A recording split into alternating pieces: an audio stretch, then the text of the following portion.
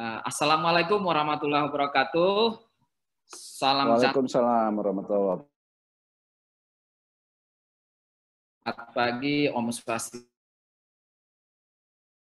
Hormati Ketua Komisioner KPPU Bapak Kurnia Toha, SHLM PhD.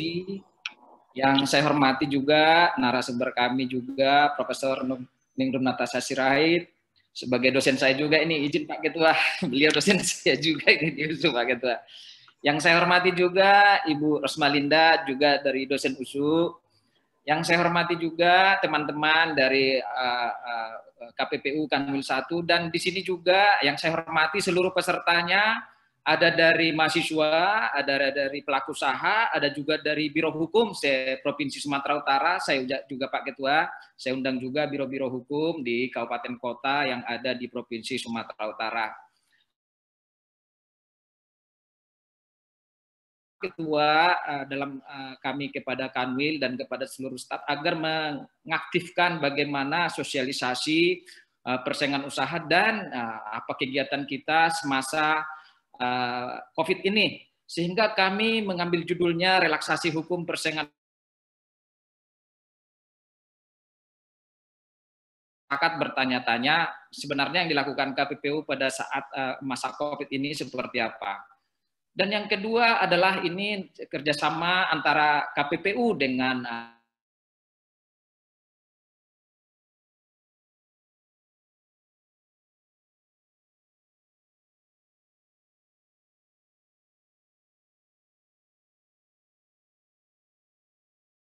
bahwa memang di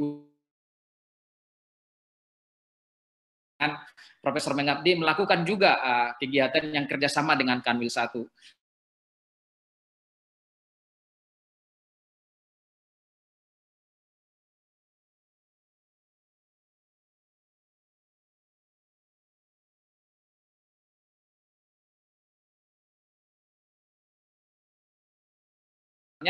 Apa yang sudah dilakukan oleh KPPU dan bagaimana tanggapannya nanti dari Prof. Ningrum terkait dengan tugas dan wewenang KPPU di masa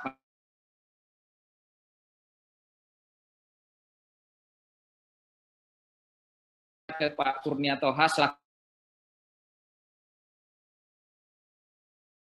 Ketua, karena untuk menyingkat waktu juga nantinya Pak Ketua selama 3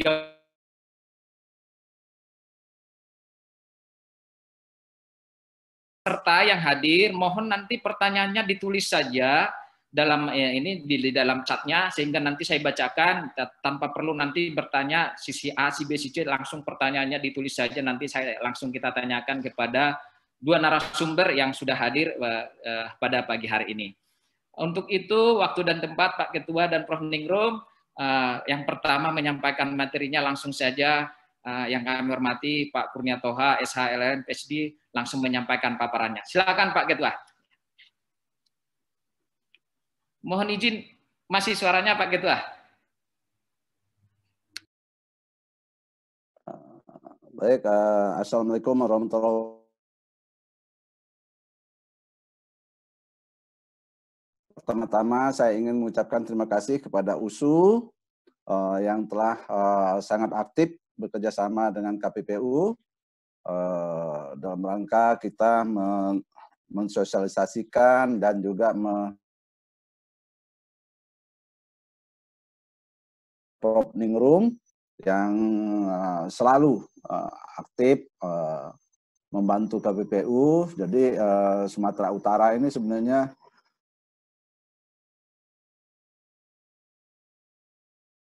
di USU. Ahlinya ini sangat terbatas, sangat sedikit gitu ya. Dan Prof. Ningrum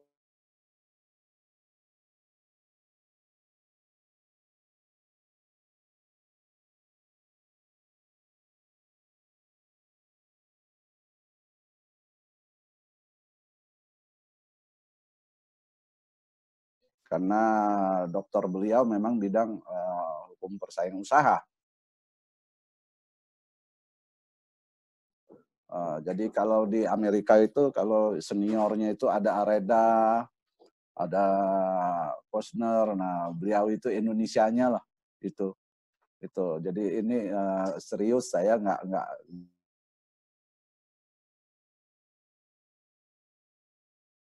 Dan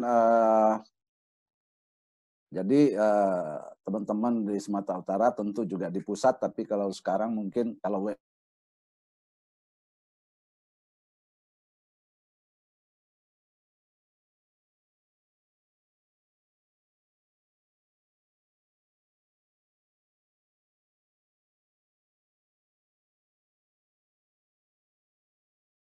tapi saya tidak merekomen, jadi tanggung jawab sendirilah, jangan nyalah-nyalahin kalau ini karena memang sebelum vaksinnya kita temukan ini tetap membuat kita menjadi sangat khawatir dengan pandemi ini.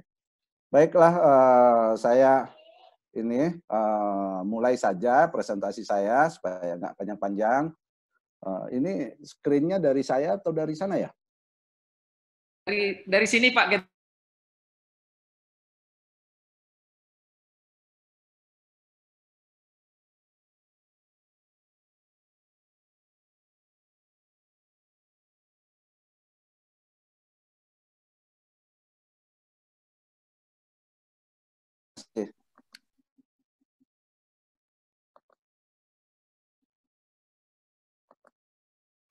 Nah, ini bahannya sih sama, mereka yang bikin juga. Ini teman-teman yang bikin.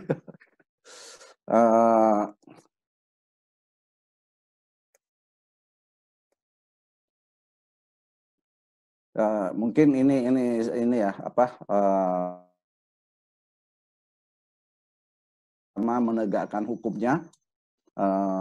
Jadi menegakkan hukum persaingan usaha dalam hal ini Undang-Undang Nomor 5 tahun 1999, kemudian melakukan penilaian merger, ya, advokasi kebijakan, ini yaitu memberikan saran dan pertimbangan kepada pemerintah baik pusat maupun daerah. Memang sifatnya kan saran dan pertimbangan.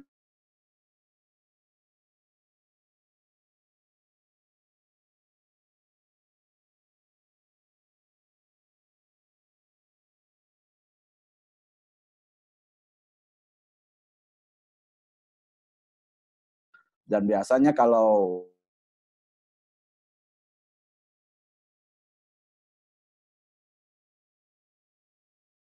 kebijakannya sudah dalam banyak kasus itu agak kurang lancar. Gitu. Kemudian KPPU diberi tambahan ini amanah oleh Undang-Undang Nomor 20 Tahun 2008 tentang UMKM.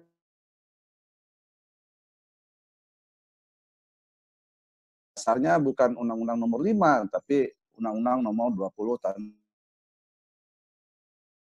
Ini kalau jadi ada yang mengusul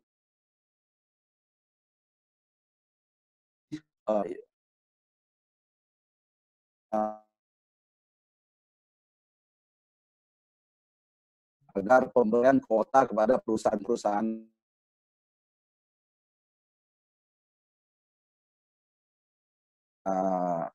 karya ya, ini RUU, draft RUU Cipta Karya itu mau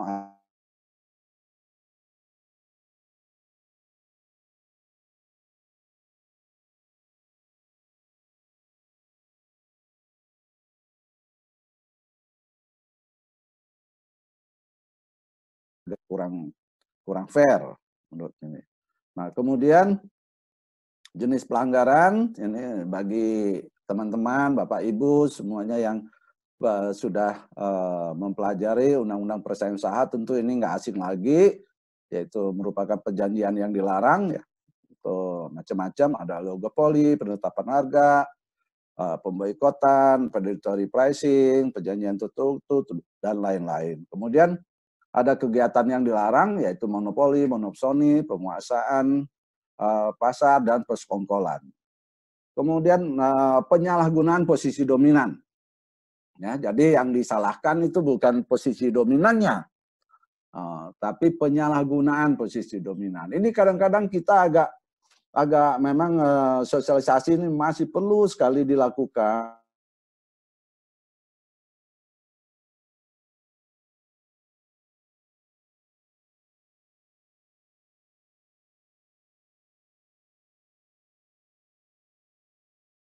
Memang. Jadi yang dilarang itu adalah penyalahgunaan kekuatan monopoli itu, atau disebut juga dengan praktek monopoli. Begitu juga dengan dilarang ininya. Kepemilikan silang tidak dilarang, jabatan rangkap tidak dilarang, merger juga tidak dilarang. Kecuali kalau itu disalahgunakan, baru dilarang. Kemudian ini mengenai penanganan perkara ya. Ini capnya rumit nih. Kalau melihat gini pusing juga ininya. Nah, jadi sederhananya penanganan perkara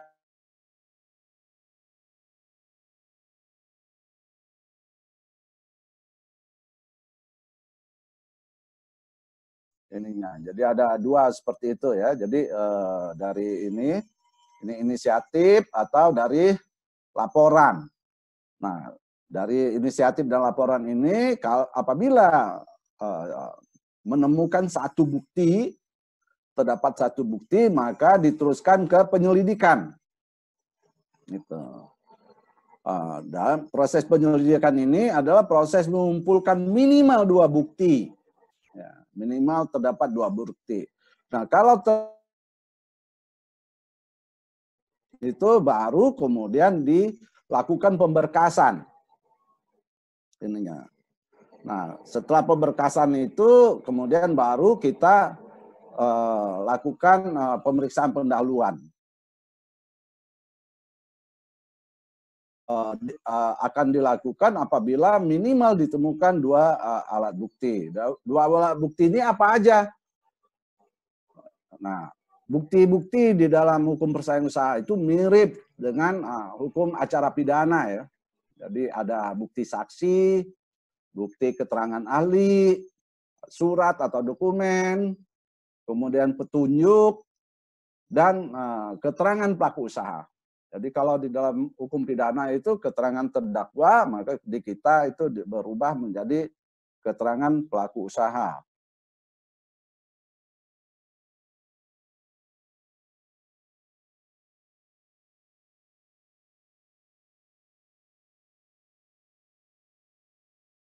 Jadi setelah dilakukan pemberkasan, maka akan ditemukan pemeriksaan pendahuluan. Nah, pemeriksaan pendahuluan ini untuk tindak pidana yang bukan merupakan hardcore kartel. Hardcore kartel itu yaitu kalau di kita itu Undang-Undang Nomor 5 itu adalah penetapan harga, oligopoli,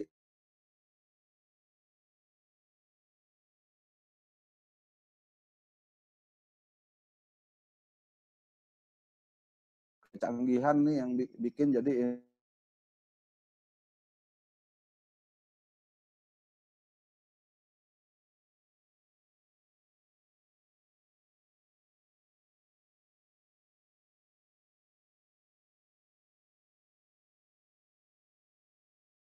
seperti itu. Tapi secara ini konvensi itu yang hardcore kartel itu sedapat mungkin tidak dilakukan perubahan perilaku, artinya tetap diproses seperti biasa.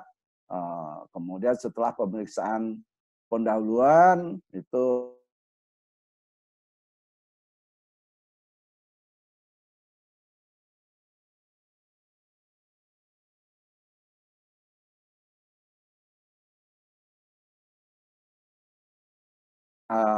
apabila melalui tanggapan dan laporan dugaan pelanggaran ini komisioner, majelis komisi merasa bahwa atau menganggap atau berpendapat bahwa ini memang perkaranya bukan merupakan perkara kewenangan dari KPPU atau hal yang dikecualikan, maka bisa saja melahirkan putusan yang menyatakan bahwa bisa juga diteruskan ke pemeriksaan lanjutan. Di dalam pemeriksaan lanjutan itu maka akan dilakukan pemeriksaan saksi, pemeriksaan ahli, pemeriksaan pelaku usaha, dan kemudian setelah itu akan dilakukan musyawarah dan kemudian dibacakan putusan. Nah, terhadap putusan KPPU itu maka pelaku usaha ataupun kuasa hukumnya bisa melakukan keberatan, yaitu keberatan ke pengadilan negeri, dan apabila masih tidak puas dengan putusan pengadilan negeri, bisa mengajukan kasasi ke Mahkamah Agung. Itu menurut perma yang baru itu tidak ada lagi peninjauan kembali, jadi sampai kasasi saja.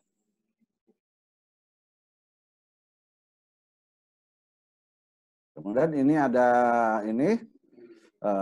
sanksi yang bisa diberikan oleh KPPU.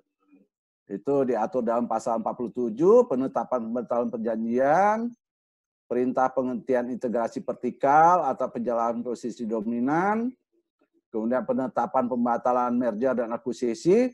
Nah, sampai sekarang KPPU belum pernah. Nah, karena apa? Karena kami memandang terlampau besar akibatnya. Kerugian bagi pelaku usaha itu terlampau besar. Dan juga memang merger-merger yang dilakukan di kita itu masih hal-hal yang masih dipandang masih bisa diterima, gitu ya. Jadi tidak akan mengakibatkan persaingan yang nggak sehat. Jadi sehingga selama ini penilaian merger masih kita terima semua. Ada juga yang dengan catatan ya, dengan ada mayoritas itu kita terima sepenuhnya. Ini ya. Kemudian penetapan pembayaran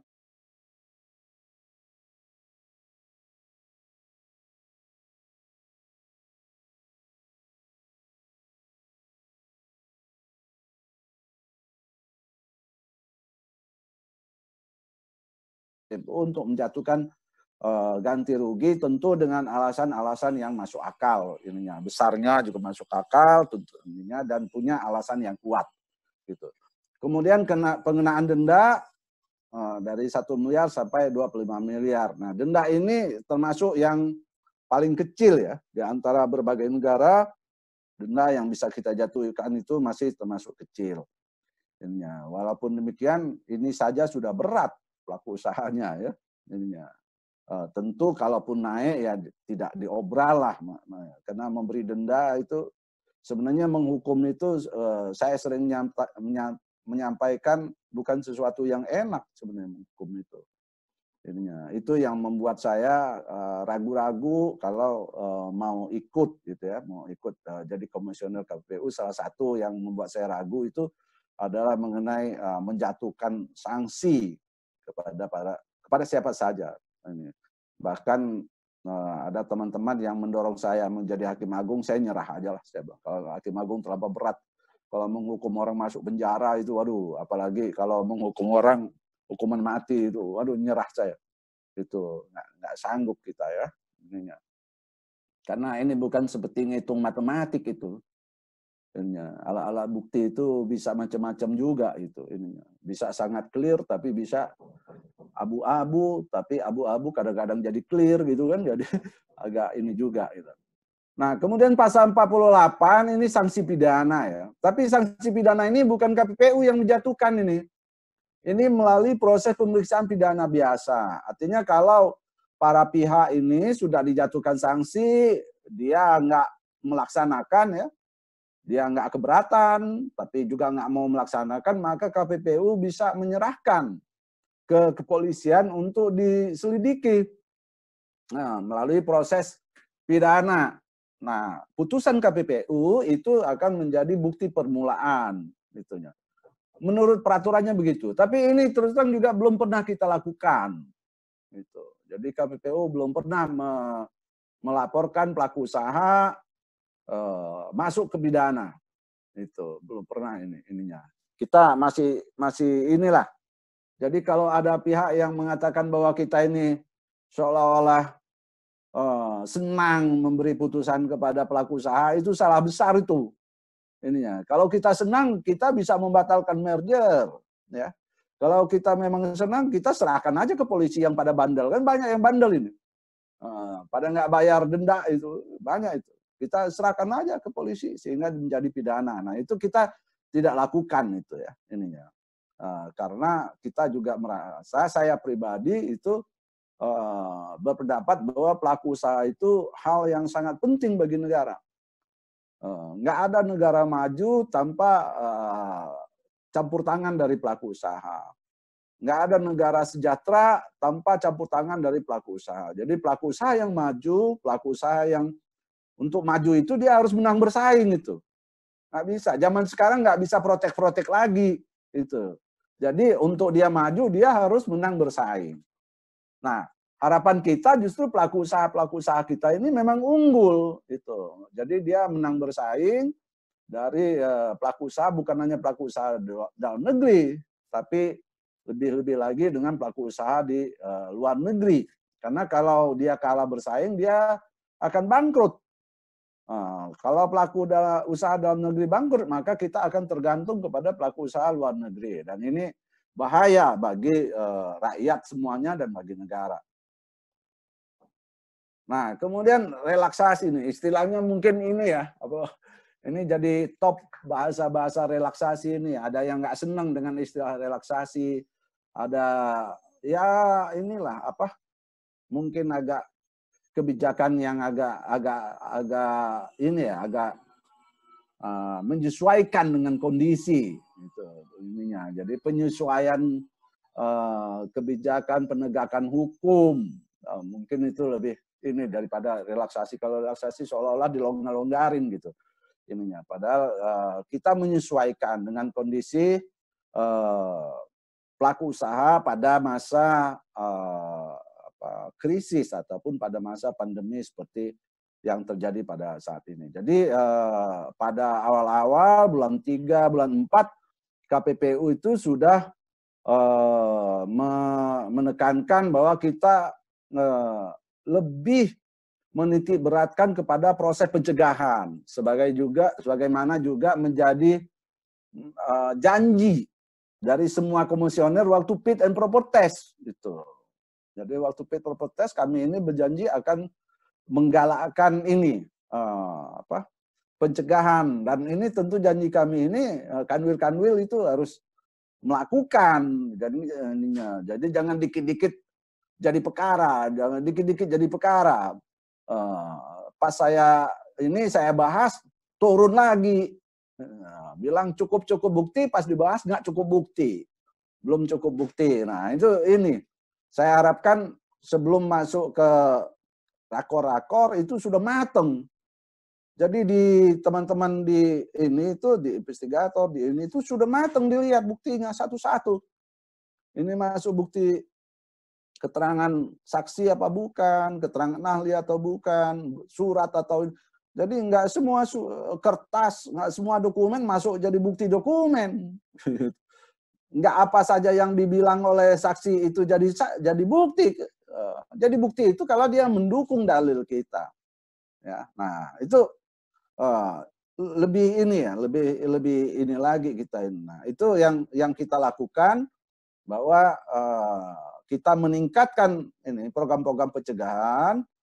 Yang kedua juga kita mencoba yang sudah kita lakukan tiap hari adalah menjaga agar supaya harga-harga bahan pokok, ya, harga-harga bahan pokok dan hal yang terkait kesehatan itu jangan sampai mahal harganya. Jadi harus normal. Nah, makanya waktu kita sebelum Lebaran, sebelum bulan puasa, kita agak aktif menyurati para pelaku usaha yang tujuannya sebenarnya bukan bahwa pelaku usaha itu melanggar, bukan. Tapi tujuannya adalah kita ingin mengetahui berapa banyak produksi, bagaimana dengan distribusinya, berapa harganya, sehingga kita bisa menjaga harga bahan pokok dan alat-alat kesehatan atau obat-obatan itu jangan sampai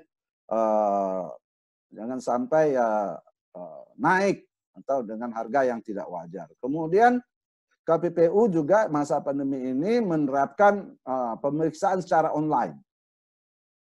Dan pemeriksaan secara online ini jangka waktunya kita fleksibel. Gitu ya. Kita menyadari bahwa online ini ada hambatan-hambatan, ada kelemahan-kelemahan, dari sinyal macam-macam, sehingga jangka waktunya juga kita agak fleksibel, kita kompromis jangka waktunya, penghitungan jangka waktunya, tidak seperti pemeriksaan langsung yang jangka waktu harus 30 hari, harus ini. Tapi kami ada kalau pelaku usahanya tidak bisa datang, maka belum dihitung jangka waktunya. Ini ada beberapa kasus yang sampai 3 kali nggak datang dan tidak dihitung-hitung. Kita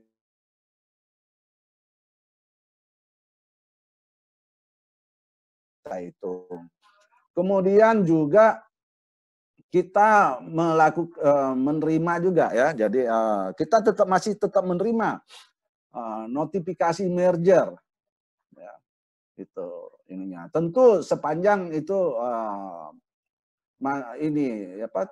bisa dilakukan melalui online, gitu ya. Jadi tapi kami sempat masuk kerja lagi kemarin itu ada dari bulan ini ya, bulan Juli itu kita masuk kerja, baru mulai Selasa lalu kita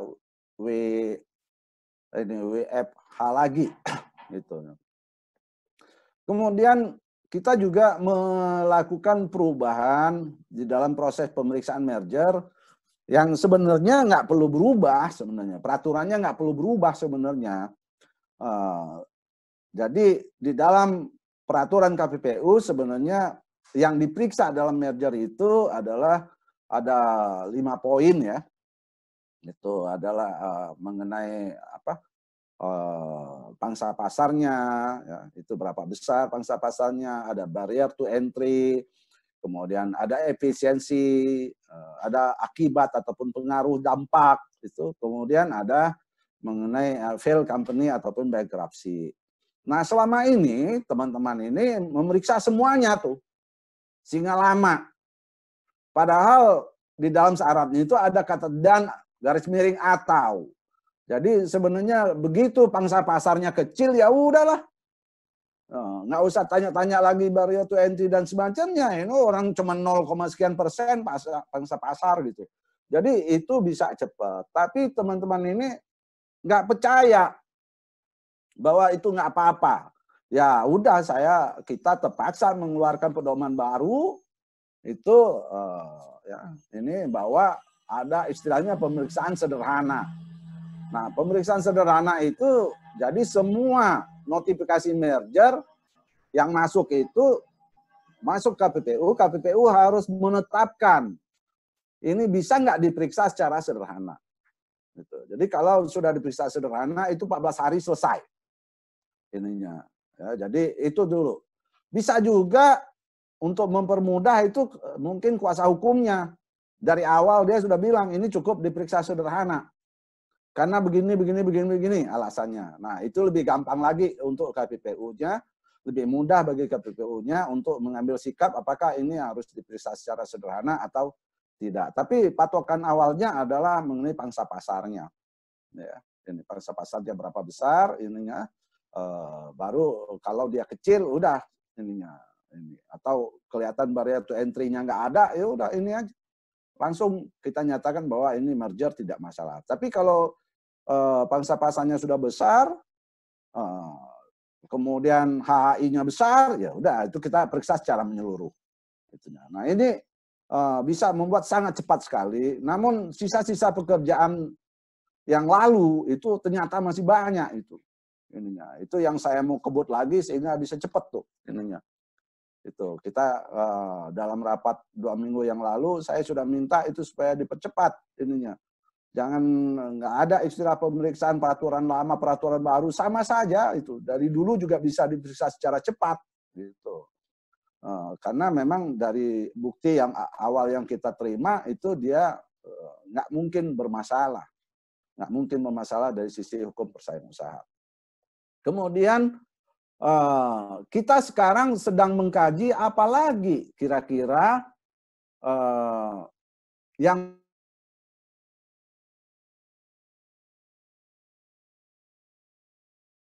mengerti sepenuhnya bahwa pelaku usaha sekarang ini sedang dalam keadaan susah.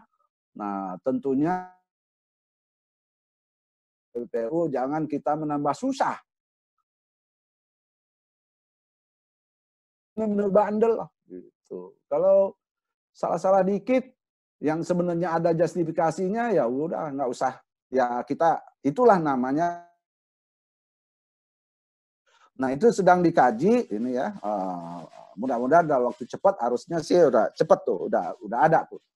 Gimana langkah-langkah kita sudah mendengar dari ahli-ahli ekonomi tuh, bagaimana kondisi ekonomi Indonesia, kita sudah dengar dari Profesor Doro Jatun, Pak Nawir Messi, kemudian dari Profesor Tri, gitu ya, dan lain-lain. Kita sudah dengar bagaimana pendapat mereka mengenai kondisi ekonomi, dan itu tentu akan membuat kita untuk menyesuaikan kondisi penegakan hukum persaingan usaha, menyesuaikan dengan kondisi keadaan perekonomian kita pada saat ini.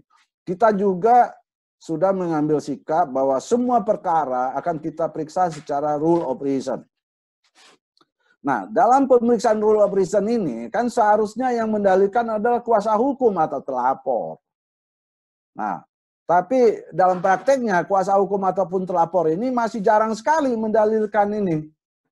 Jadi lawyer-lawyer Indonesia, ini ya, advokat-advokat Indonesia itu selalu mendalilkan bahwa mereka nggak salah, gitu. Mereka nggak melanggar. Padahal dalam rule of reason itu dia melanggar, gitu. Dia melanggar, tapi mempunyai alasan. Kami tunggu sebenarnya para advokat maupun pelaku usaha itu mendalilkan alasan-alasan mereka, sehingga itu bisa, tentu alasan ini harus yang masuk akal ya, harus dengan bukti-bukti perekonomian, dalil-dalil ekonominya harus kuat gitu ya, karena ini adalah kegiatan bisnis ya. Tentu kalau ada pun dalil hukum, tentu itu juga harus menjadi pertimbangan juga gitu. Tapi pada umumnya karena ini aktivitas bisnis, tentu dalil-dalil itu harus didasarkan kepada dalil-dalil ekonomi.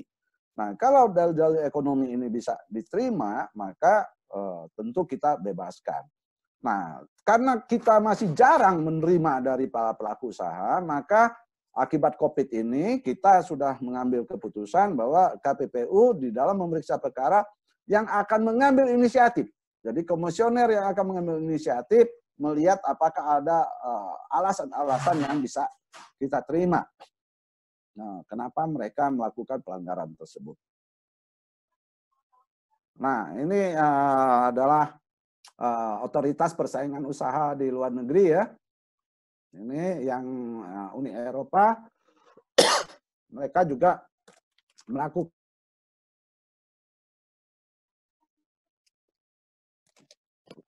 Maaf, ini harus minum dulu. Jadi ini Uni Eropa dalam rangka COVID ini mereka tetap menyatakan bahwa tujuan hukum persaingan usaha tetap relevan pada masa COVID, kemudian memahami situasi tidak biasa ini membutuhkan perusahaan untuk ini melakukan, ini kok saya nggak bisa baca ininya. Nah, ini gimana ya? Ini apa? Nggak, masih ada ininya nih. Nah, jadi di sini ECN tidak akan aktif melakukan intervensi atas tindakan semata dan dibutuhkan dalam rangka kelangkaan pasokan. Jadi intinya terdapat kerjasama-kerjasama yang dibolehkan selama masa COVID ini. Kemudian produk-produk yang menjamin kesehatan juga mendapatkan ini treatment khusus ya. Ini kemudian perusahaan dapat menetapkan harga maksimal bagi produk yang akan mereka jual kepada masyarakat. Nah, yang tadinya ini kan tidak boleh perusahaan-perusahaan itu menetapkan harga, penetapan harga masuk ke dalam harga, tapi di sini Eropa Competition Network itu membolehkan selama masa COVID ini. Nah, KPPU sendiri ini selama masa ini kita tetap melakukan operasional ya seperti biasa. Ini walaupun kita work from home tapi tetap kerja ininya. Kemudian seluruh proses penegakan hukum itu didasarkan pada peraturan KPPU nomor 1 tahun 2019 yang kemudian diperkuat juga dengan peraturan KPPU nomor 1 tahun 2020. Jadi hukum acaranya mengikuti 1 2019, tapi khusus untuk elektroniknya itu peraturan nomor 1 2010. Ininya. Jadi kita tetap menerima pengaduan lewat online, tentu begitu juga dengan laporan merger dan lain-lain, itu sepanjang bisa lewat online itu kita masih terima lewat online. Dan tempo hari seperti saya sampaikan kita sempat bekerja penuh lagi, itu berarti offline juga jalan. Kita sudah melakukan juga pemeriksaan perkara yang udah di kantor, di fisik, tapi tetap digabung dengan online.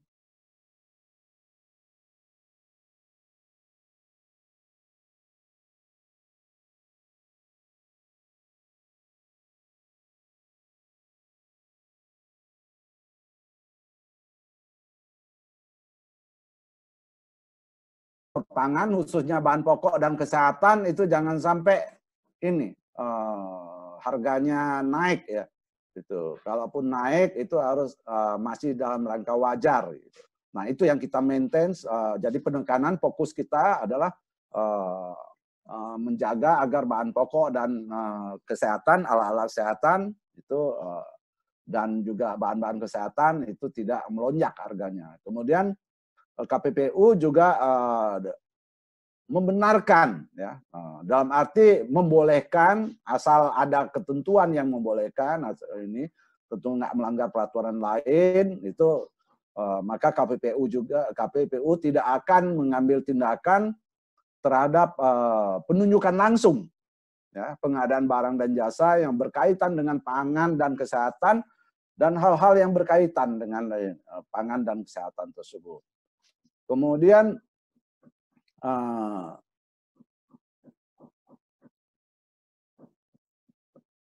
nah ini macam-macam ininya ya, pembacaan putusan itu kami tetap jalan gitu ya. Kemudian penerimaan notifikasi itu 131, ini banyak ininya. Tetap jalan. Jadi di masa COVID ini laporan notifikasi itu tetap berjalan dan masih banyak, dan kita juga tetap bekerja. Itu sudah 59 selesai. Kemudian penelitian dan klasifikasi laporan juga ada 12 laporan. Ya, ini dan lain-lain. Itu penyelidikan juga cukup banyak. Kemitraan juga ini. Nah, ada 16 laporan ya, rata-rata ini dari laporan masyarakat. Alhamdulillah ini ternyata cepat juga masyarakat aware mengenai kemitraan ini, dan 16 yang, nah perlu saya tekankan bahwa kemitraan ini kita sebenarnya goalnya bukan untuk menghukum, gitu. Jadi goalnya adalah bagaimana pelaku usaha ini kalau selama ini kemitraannya nggak berjalan bagus supaya berjalan bagus, gitu. Karenanya di dalam pemeriksaan kemitraan ini kita sampai 3 kali ini peringatannya.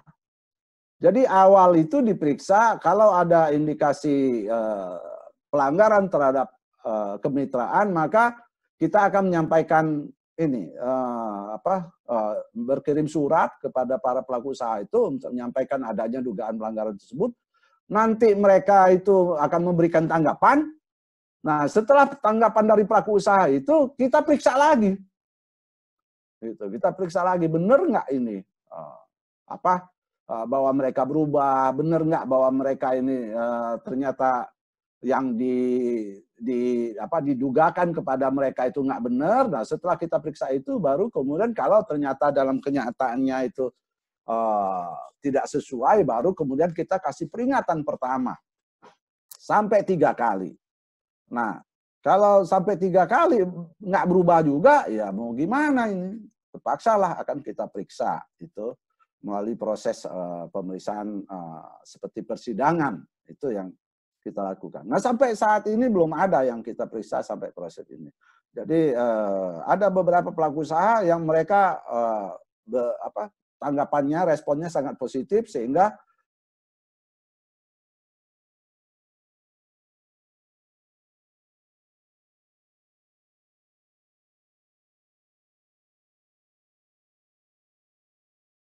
bisa berjalan juga merubah. Ya. Dalam kenyataannya kadang-kala yang laporan giliran dikejar, yang lapornya nggak ada. Pak Ramli itu sampai jalan ratusan kilo, itu 100 kilo lebih, ternyata koperasinya ngilang. Jadi dia lapor, tapi waktu mau didatengin nggak tahu di mana koperasinya. Nah, itu kan jadi itu. Nah, saya kira itu yang bisa saya sampaikan. Nanti Bapak-Bapak dan Ibu-Ibu akan banyak dapat dari Prof. Ningrum. Lebih kurang saya minta maaf. Wassalamualaikum warahmatullahi wabarakatuh. Waalaikumsalam. Terima kasih Pak Ketua. Pak Kurnia Toha, beliau sudah menyampaikan paparannya terkait dengan relaksasi yang sudah dilakukan oleh KPPU. Cuma intinya tadi yang saya dapat gambarannya, pengertian relaksasi di KPPU adalah istilahnya menyesuaikan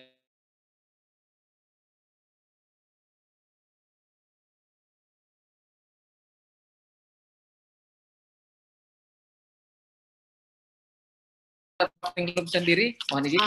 Dari Kanwil aja, jadi kalian bisa kontrol. Nanti saya next aja. Baik, silakan Prof. Ningrum, waktu dan tempatnya. Screen-nya belum. Oke, full screen ya. Ya, oke.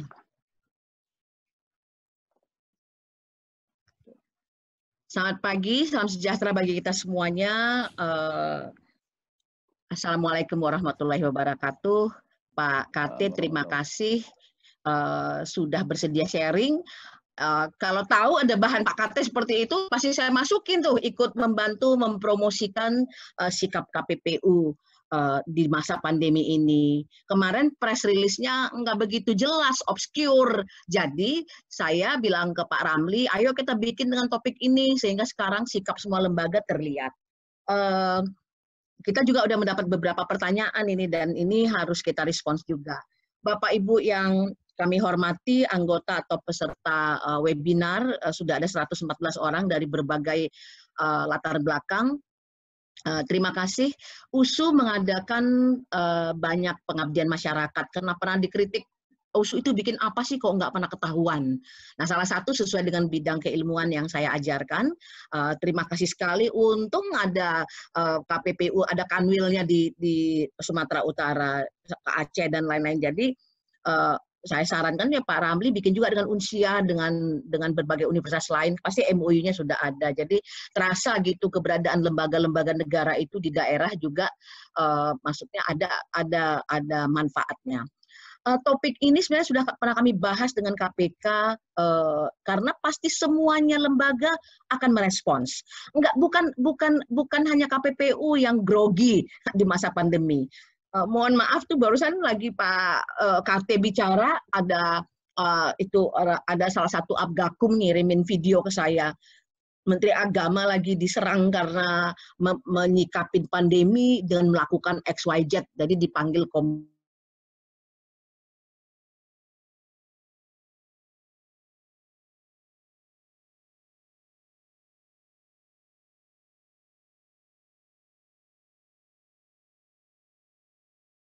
dalam konteks hukum persaingan usaha, ada yang menarik. Udah pasti tentang pengadaan seluruh barang-barang yang macam mana diawasin ya Pak Ketua ya. Orang semua di rumah kok gitu loh. Dan malu-maluin, mohon maaf, malu-maluin, mohon maaf sekali. Pak Ramli kemarin pasti pedes tuh disindir-sindir juga. Laporan yang tertinggi ada di Sumatera Utara Pak, tentang penyalahgunaan itu semua. Jadi tugas kami orang Sumut ini makin berat. Mbak, next siapa operatornya next? Saya akan mulai dengan prolognya ya. Waktu itu terjadi, saya masih di Jakarta mohon maaf, masih ada kunjungan di Leiden lagi waktu itu.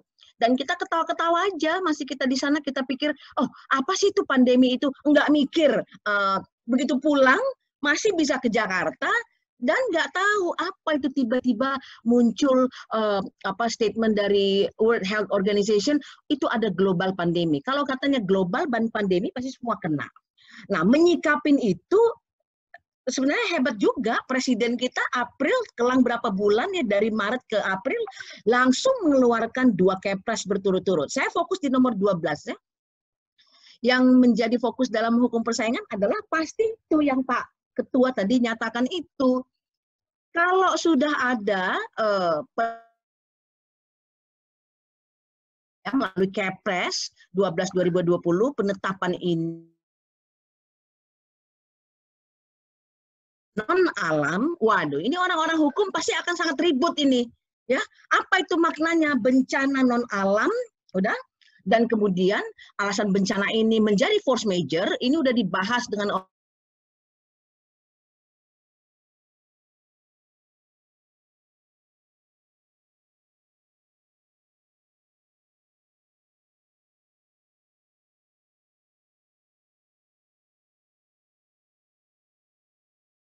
Nah, saya mencatat bahwa Kepres ini menjadi respon dari pemerintah ya, menjaga kondusivitas dunia usaha, walaupun sekarang dengan PSBB Jakarta kita masih bisa bertengkar lagi nih, mau ekonomi atau kesehatan ya.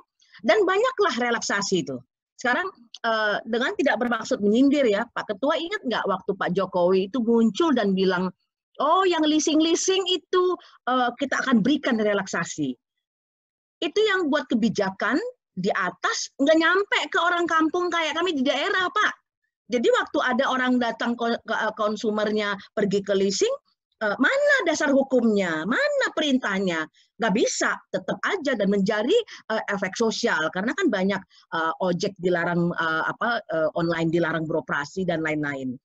Terus Kepres juga ya mengeluarkan relaksasi keuangan perbankan dan social safety net ya. OJK bikin peraturan, ada juga disusun dengan surat edaran Kepala Eksekutif Institusi Keuangan Non-Bank. Turunan-turunan itu karena Indonesia sangat luas belum tentu sampai ke daerah. Makanya tadi kalau Pak KT punya kebijakan KPPU menyikapin pandemi, ya Pak Kanwil-Kanwilnya mesti kerja keras Pak men-sharing informasi itu sehingga kita sampai. Next. Screen-nya udah diganti. Next. Nah, dampak Kepres ini kita akan membahas dari bukan kita ya, tetapi semua orang akan mengatakan dengan force majeure ya. Dengan force majeure, apakah serta-merta menyikapin ini secara terintegrasi? KPPU kan hanya satu ya, LKPP gimana? KPK gimana? Kementerian lain gimana? Jangan parsial. Dan kita lihat bagaimana dunia menyikapinya. Tadi saya terima kasih Pak Kurnia udah men-sharing, bukan KPPU aja yang keliengan, semuanya otoritas persaingan usaha juga sedang memikirkan apa yang dimaksud dengan relaksasi. Kalau saya bilang Pak, Singapura lebih real, langsung keluarkan bill, ya semacam undang-undang barangkali, dan membebaskan pertanggungjawaban ketidakmampuan pelaksanaan kewajiban kontraktual. Dalam hal apa? Sewa menyewa, construction and supplies. Yang saya potret ini pengadaan barang dan jasa, kepariwisataan, bank dan lain-lain. Sangat detail ya. Jadi sikap kita ini seperti apa? Nah, Kepres 12/2020 ya juga sudah menetapkan bencana non alam, padahal itu di undang-undang nggak disebut loh pandemi sebagai bencana non alam. Dan hal ini menjadi penting sekarang saya sengaja bold untuk menerapkan dalam berbagai kebijakan. Jadi ada tempus atau waktu yang dicermati. Jangan udah dicabut nanti pandeminya ini orang masih dengan mengalaskan itu. Ingat sekali kalau mensrea atau kejahatan, orang belum mikir dia udah jahat duluan. Dan lembaga-lembaga seperti KPPU, LKPP, KPK bisa terlambat di belakang niat-niat jahat ini. Jadi kapan itu berlaku sampai kapan? Saya hanya mengingatkan dasarnya di Undang-Undang 24/2007 tentang penanggulangan bencana nasional non alam, ya nggak ada dibilang COVID-19 nggak ada. Tapi dengan Kepres itu walaupun tidak dijumpain, pemerintah sudah memutuskan bahwa ini sebagai force majeure. Dengan dasar hukum, payung hukum itulah semua akan bergerak. Next, Mbak, next. Nah, Saya hanya memotret satu ya Pak Kate. Tadi Pak Kate, Pak Ketua itu Pak Kurnia Toha bicara KPPU sebagai institusi. Saya hanya memotret pengadaan barang dan jasa karena ini sekarang yang menjadi banyak perdebatan di berbagai tempat, di berbagai daerah. Pertama sekali pasti dananya ini terjadi pengalihan, ya, besar-besaran untuk menanggulangi COVID. Jadi pasti akan banyak Pak pengadaan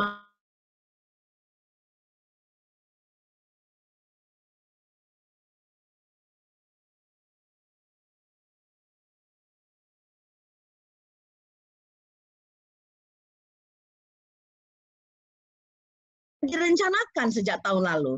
Dan sejak tahun lalu itu nggak ada orang membayangkan, sabar ya, bulan Maret akan ada kejutan, akan ada pandemi. Jadi semuanya dalam state of shock sekarang ini, ya.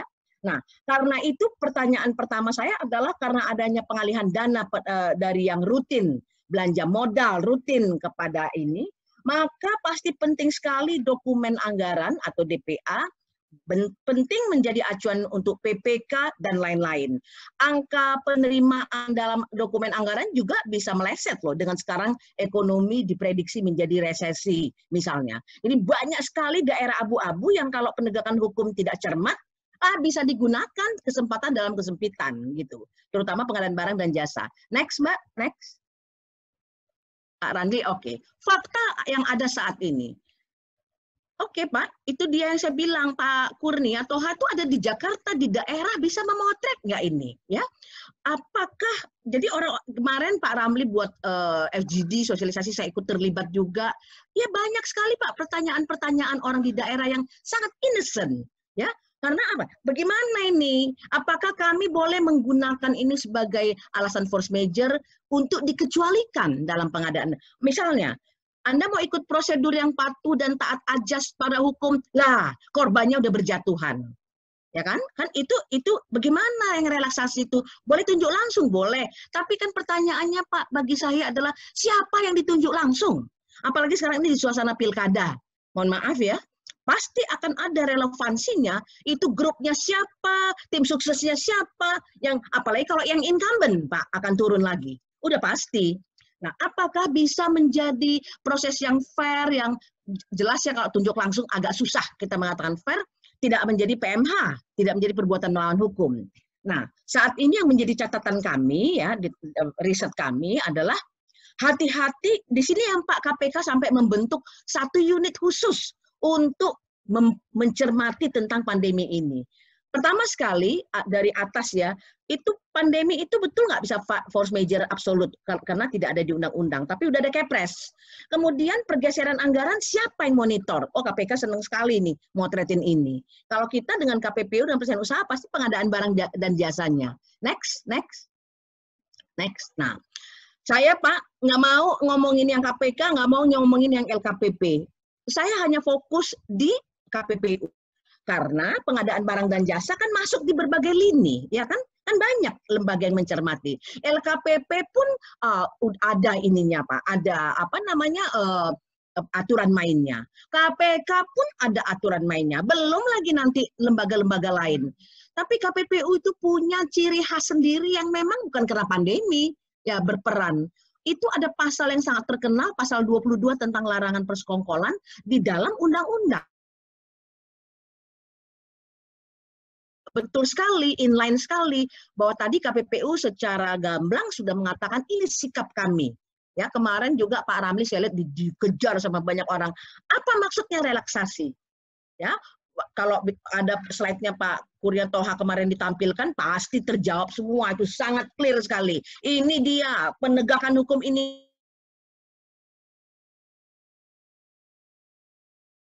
Ketua telah dengan gamblang menggambarkan itu dan saya harap orang-orang yang ikut acara ini bisa mengerti relaksasi itu di mana dan bagaimana dunia luar juga memperlakukannya. Next. Ya, udah. Nah, metode pengadaannya kan ada, oke lah, ini pasti dari Kepres ya saya ambil ya, yang menyikapin ini ya, menyikapin dalam keadaan pandemi ini ya, ada e-purchasing tetap ada langsung, semuanya pakai langsung-langsung nih, pengadaan langsung, penunjukan langsung, tender cepat dan tender. Entah apa yang tender cepat, tapi pasti ada proses yang disingkat. Ya, tetapi kalau disingkat berarti kita nggak hati-hati, nggak bisa juga. Kalau KPK mah senang sekali dengar di situ. Objek jasa konsultasi juga ada seleksi, pengadaan langsung, penunjukan langsung. Nah, metode ini semua yang hebat-hebat cepat ini dikecualikan karena keadaan force major tadi. Dalam situasi seperti ini, PPK bisa langsung loh menunjuk penyedia terdekat. Dan itu sudah terjadi di bulan Maret, April, Mei yang lalu. Ya. Sehingga ya tahapan ini menjadi wilayah tanggung jawab Pokja pengadaan barang dan jasa. Dan yang selanjutnya setelah ada penerbitan SPP BJ dengan Perpres 16/2018 setelah tender, ya maka kalau udah selesai semua ya katanya perusahaan pemenang nggak bisa, belum tentu dapat melaksanakan karena apa? Harus ada kontrak kerjasama dengan perusahaan tersebut dan belum mendapat tekenan ya persetujuan dan kuasa penuhnya anggaran. Dalam hal ini PPK-nya pasti menjadi sorotan dan perhatian. Makanya kemarin waktu acara FGD dengan Pak Ramli, ya PPK-nya yang datang pada ketakutan semua ya Pak Ramli ya. Maksudnya apa ini, kami dilindungi enggak? Ada kebutuhan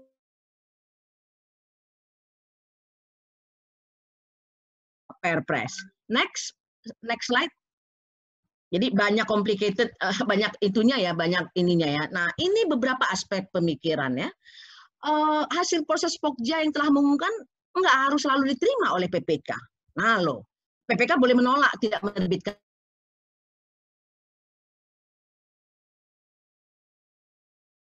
Kalau tidak ada undang-undang khusus, maka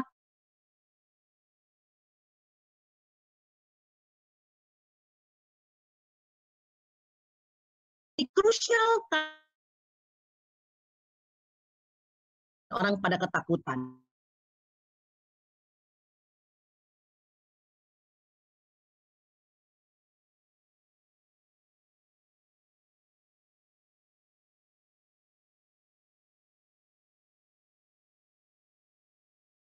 Hitamkan mengambil kebijakan keputusan terhadap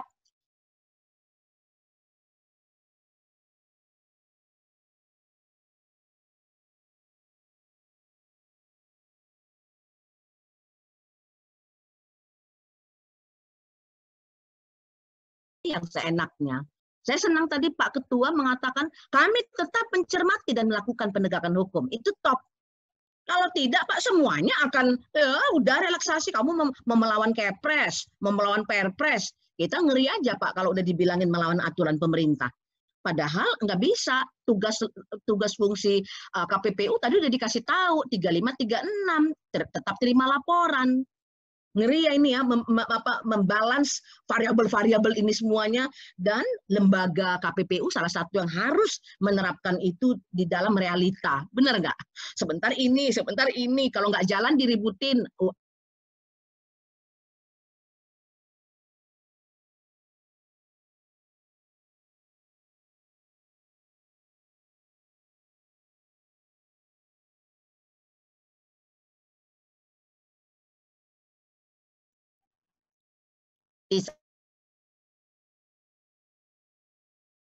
Pak,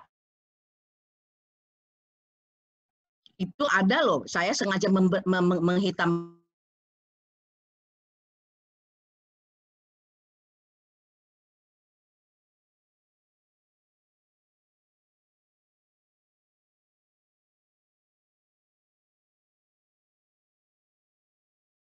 di ayat 2 di atas tadi, PPK menunjuk, Pak ini dia yang Pak Kurnia, Pak Ketua,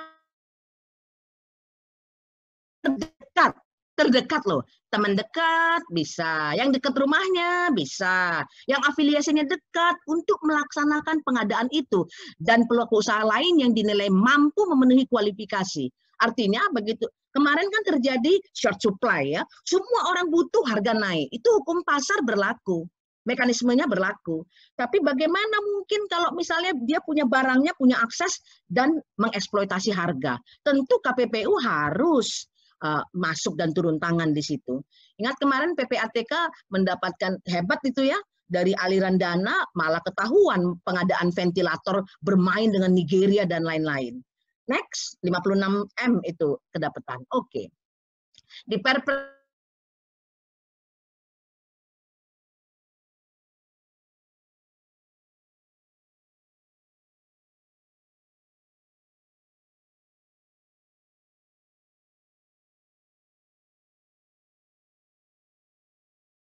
ya dalam hal anggaran belum tersedia.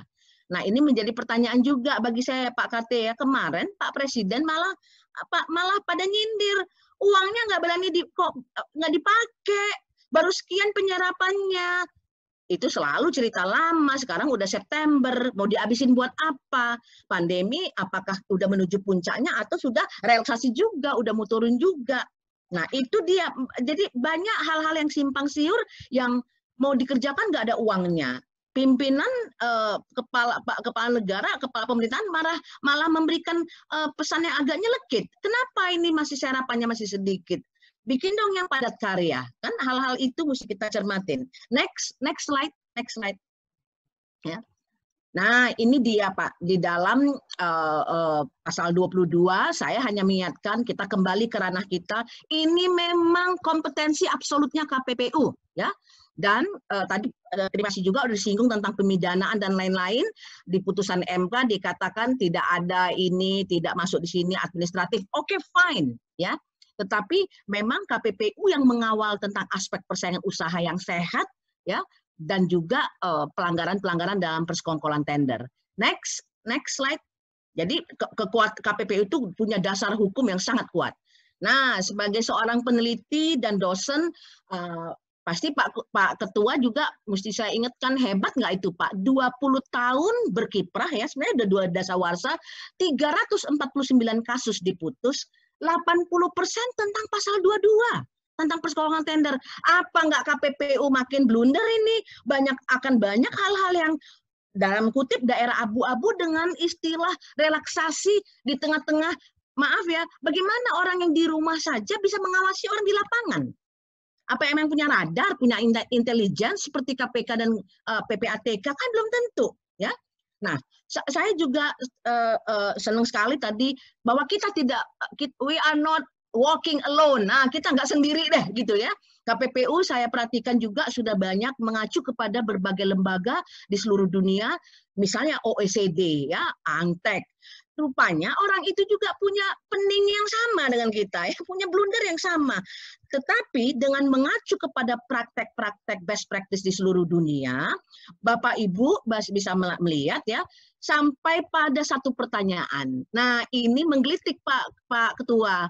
Menurut Bapak, sekarang ini memang saatnya kita kembali ke ekonomi Pancasila yang kekeluargaan. Kita memang harus benar-benar pure murni competition atau cooperation.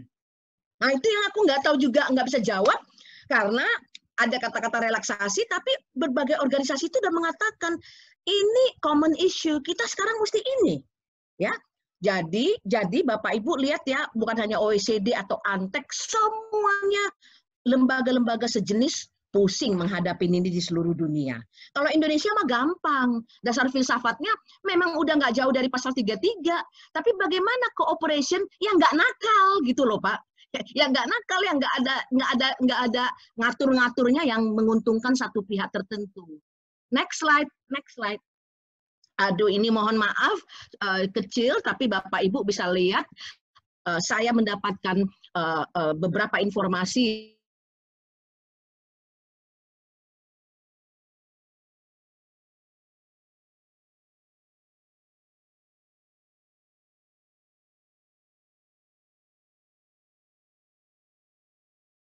Inggris menyikapinya. Dalam merger juga. Saya cuma punya satu pesan Pak dengan KPPU, mumpung Pak Ketuanya ada di forum ini, tentang state aid Pak, tentang bantuan-bantuan yang ada dilekatkan di APBN atau APBD. Kenapa saya bilang ini perlu menjadi perhatian KPPU? Mungkin harus kerjasama dengan lembaga lain, karena sekarang ada pilkada. Wah, itu gampang kali. State aid itu kan bantuan, misalnya yang kemarin itu BLT, kasih ini. Ya, saya bukan mau nyindir, misalnya Pak, tentang itu apa namanya, yang staf khusus presiden itu loh, yang main tunjuk langsung, main apa. Mungkin efisien, ya, mungkin bagus sekali. Dan saya senang KPPU merespons itu, bahwa itu menjadi pengamatan juga dari lembaga ini dalam hal pengadaannya. Jadi kalau Bapak lihat regulatory, prosedur, merger, state aid, KPPU sudah melakukan hampir semua, tapi saya minta tolong di state aid, di bantuan-bantuan pemerintah, KPPU harus juga fokus ikut mengawasin. Next, udah mau selesai. Next. Oke. Ayo Pak KT, jangan marah ya, kita kan temenan. Bapak sekolah di Seattle di Amerika, aku sempat lihat Bapak di situ juga. Yang ini Pak, kan saya ini dosen peneliti dalam program ini, itu Pak yang saya mau sampaikan. Siaran pers ini sangat baik, tapi masih berada di gray area. Mungkin karena ketika itu masih di awal. Saya harapkan ada siaran pers yang lebih jitu, mantep, bagus, straight to the point mengenai poin-poin presentasi Bapak tadi. Dan itu semua Kanwil harus share, Pak. Orang di daerah jauh kali ke Jakarta itu datang pun udah nggak berani. Nah, di dalam Bapak punya siaran pers ini, aku masih belum melihat, mungkin ya kawan-kawan juga, makanya saya banyak hitamkan, Pak. Nggak apa-apa lah siaran persnya 2-3 halaman, tetapi menjadi sangat jelas. Misalnya tadi Bapak mengatakan di bagian penegakan hukum, ini maksudnya relaksasi. Di bagian kemitraan, ini relaksasi. Sangat-sangat ini ya, terstruktur. Kalau dilihat, mungkin ini orang media ya, kalau siaran pers nggak boleh banyak-banyak barangkali. Tapi yang saya hitamkan itu adalah pertanyaan. Karena Bapak mengatakan, udah ada dengan LKPP, di masa mendatang KPU mengedepankan pencegahan, khususnya membantu mengadvokasi. Oke, tapi apa realitanya? Ya, jadi secara khusus KPPU mendorong usaha mikro kecil. Dalam konteks apa? Itu mungkin nanti lebih strategis itunya, sehingga orang mengatakan oke, di masa pandemi KPPU juga tetap bekerja dan itu yang mereka lakukan. Itu perfect sekali. Next, 2 slide lagi barangkali. Next, nah menggelitik ya, 1 slide aja nih saya masukin menggelitik ya Pak. Ini saatnya kah kita melakukan pure competition ala Barat atau co-opetition? Ya, kita betul-betul separuh kompetisi, separuh kerjasama. Saya nggak tahu mestinya KPPU punya sikap yang jelas atau memang betul-betul mau bekerja sama hanya di tengah tempusnya masa pandemi. Ya, ini kan sebenarnya nggak baru, Pak Swasono itu di 2015 udah ngomongin ini. Mungkin ini ya model Indonesia ya. Saya pun nggak tahu Pak. Orang kita sama-sama belajarnya di luar. Guru-guru kita di Amerika, di Jerman ngajarin kamu berkompetisi supaya dapat yang terbaik konsumen ini. Undang-undang kita pun 4 pasal mengatakan ini. Tapi nggak tahu mungkin ini kilas balik di zaman Pak Kurnia Toha jadi ketua KPPU. KPPU mungkin mau bukan soft approach ya, tapi mungkin pandemi ini yang men-triggernya. Jangan keras-keras sekali, tapi mungkin namanya competition ini mesti digali dalam satu seminar yang khusus. Last slide, please. Last slide. Sehingga ini yang saya tutup, Pak. Ya, peringatan bagi kita semua. Jangan pandemi dijadikan alasan. Orang-orang persaingan akan sangat mengerti itu. Ya, relaksasi bukan berarti kamu boleh korupsi.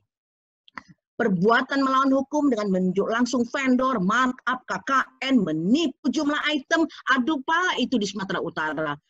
Ya ada yang sampai nakal ya, tuh Pak Ramli kemarin cerita, bener-bener nggak minyaknya 1 liter.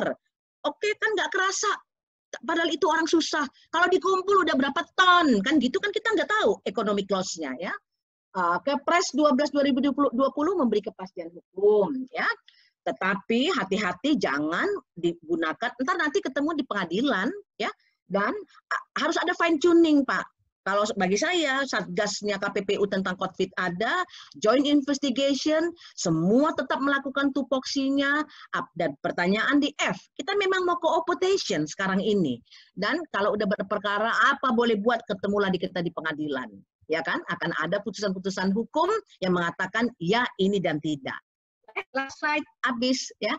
Terima kasih atas nama program Profesor Mengabdi dari Universitas Sumatera Utara. Terima kasih Pak Ketua atas kerjasamanya. Terima kasih Pak Ramli atas kerjasama yang sangat erat. Kami senang sekali menjadi bagian daripada kinerja KPPU di Kanwil 1. Kami harap program ini juga dapat diterapkan di berbagai kanwil di bawah Komisi Pengawas Persaingan Usaha di Jakarta. Selamat siang, terima kasih, presentasi saya selesai. Baik, terima kasih Pak Prof. Ningrum. Baik, terima kasih sudah disampaikan. Mungkin sebelum kita buka pertanyaan, Pak Ketua, ada yang mau disampaikan sebelum kita masuk pertanyaan? Mohon izin Pak Ketua. Langsung saja pertanyaan. Mohon masih izin. Mute Pak, masih mute. Suaranya Pak. Ya karena di rumah lagi ada tukang. Kalau nggak ketak-ketok. Terima kasih Prof. Ningrum, sangat detail sekali ya. Dan saya akan nanti akan memang kita akan kompresi pers karena KPPU akan menyurati Presiden, kementerian-kementerian. Sebenarnya KPPU sudah berkirim surat ke beberapa kementerian untuk kita supaya kita mendapatkan informasi mengenai kondisi ekonomi Indonesia yang sebenarnya ini bagaimana. Karena kita di KPPU kan memang ada ahli ekonomi, tapi mungkin juga tidak masih membutuhkan informasi-informasi lain dari yang instansi pemerintah yang memang bergelut langsung menghadapi pandemi ini dan pengaruhnya terhadap perekonomian. Namun kami belum mendapatkan masukan dari kementerian tersebut, karenanya kami akan berkirim surat lagi dengan meminta masukan dari Presiden dan juga Menteri-Menteri mengenai kondisi ekonomi kita yang sebenarnya, sehingga KPPU bisa mengambil kebijakan yang lebih tepat. Nah, setelah itu kami memang akan menyampaikan kebijakan KPPU secara keseluruhan, akan mengulang kebijakan yang sebenarnya sudah kita terapkan tadi ya. Jadi seperti Prof. Ningrum sampaikan, ini ada cooperation. Nah, itu juga pernah kami bahas bahwa pada dasarnya cooperation ini memang juga dibolehkan gitu dalam kondisi-kondisi tertentu tentu. Jadi cooperation yang tidak anti persaingan tentu boleh gitu ya. Yang menghasilkan efisiensi, yang melahirkan inovasi gitu ya, yang melahirkan distribusi barang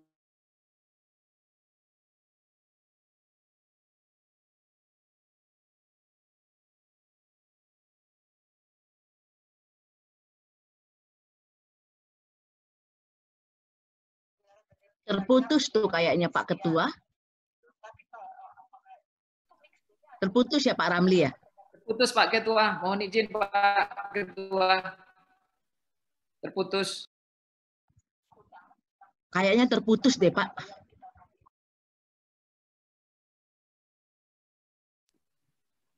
Pak Ketua, mohon izin terputus Pak Ketua.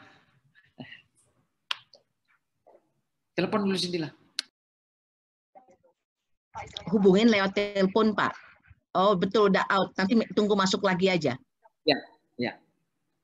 Kita tunggu sebentar ya Prof ya. Atau ada yang mau ditambahan ya. Sebelum Pak Kurnia Toha. Ini semuanya rata-rata pertanyaan. Mumpung nih Pak Ketuanya ada di sini. Bagus sekali ditujukan. Ya. Oke, welcome back Pak Ketua. Tadi putus. Ya, jadi host. Ya, maaf, ini tiba-tiba internet terputus. Ya, welcome back Pak. Jadi, lanjut Pak, semua pertanyaannya diborong sama Pak Ketua, silakan. Bentar Prof, langsung masih ada tanggapan Pak Ketua? Ya.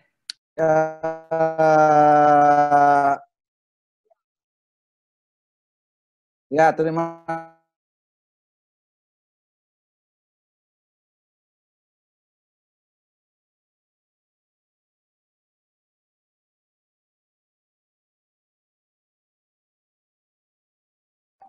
Terputus lagi kayaknya Pak Ketua. Jadi kita namun nggak dengarkan ya suaranya ya. Sudah Pak Ketua. Bapak terputus-putus Pak, tapi sekarang udah back lagi. Coba.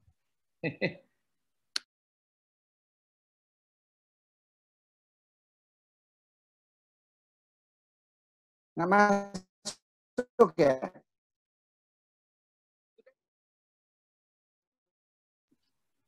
Putus-putus Pak Ketua, putus-putus.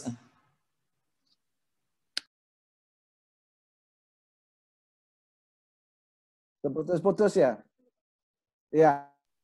Iya Pak Ketua, silakan Pak Ketua, silakan. Jadi